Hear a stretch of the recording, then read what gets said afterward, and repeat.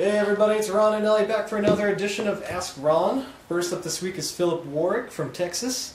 Hi, Bill. Philip asks, in case the agent asked me about your proof of funds letter, can you give me a little background to defend the letter, such as how I found NORS, what happens if they email the email address listed on the proof of funds letter, or whether or not I'm paying cash with financing for NORS, etc. I just want to be prepared for agents or banks to defend these issues. You must be an engineer, Philip.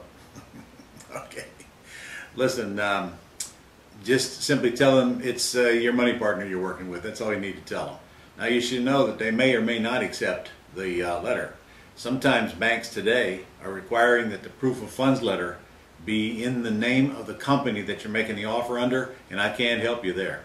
And by the way, I hope you know that I'm not sending you money.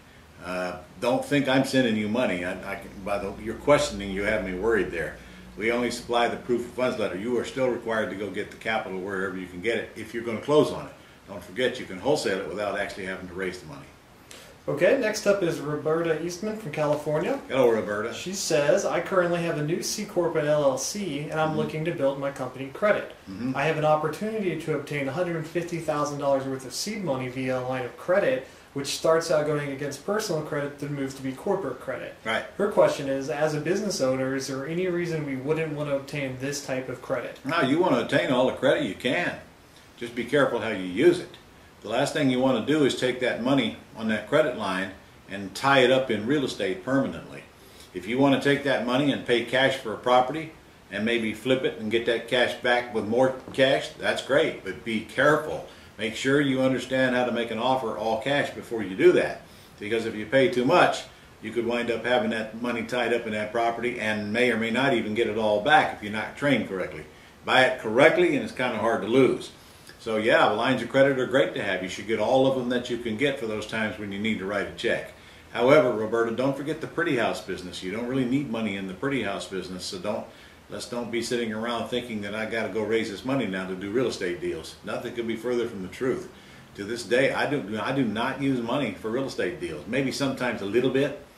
For example, I just closed on a house that required $4,000 worth of closing costs on a $390,000 house.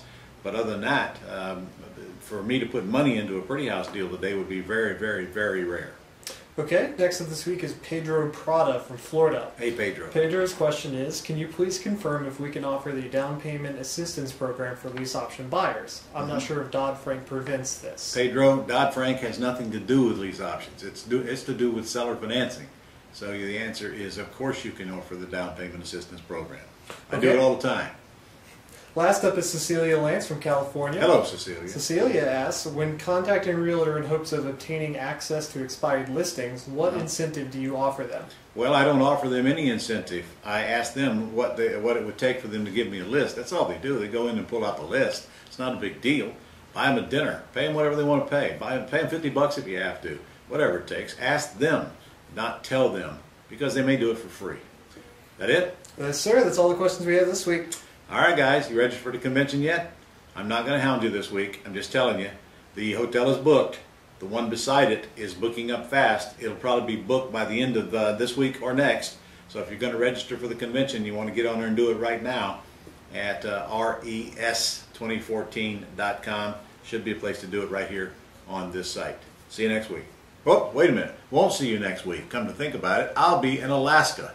In fact, we're going on a cruise starting this Friday, and we'll be cruising for 7 days, and then I'm going to go up to my old resort and fish for a couple of days. So we're going to skip next week. There will be no Q&A from me next week. Maybe Elliot can get somebody else to do it, but I'll see you week after next.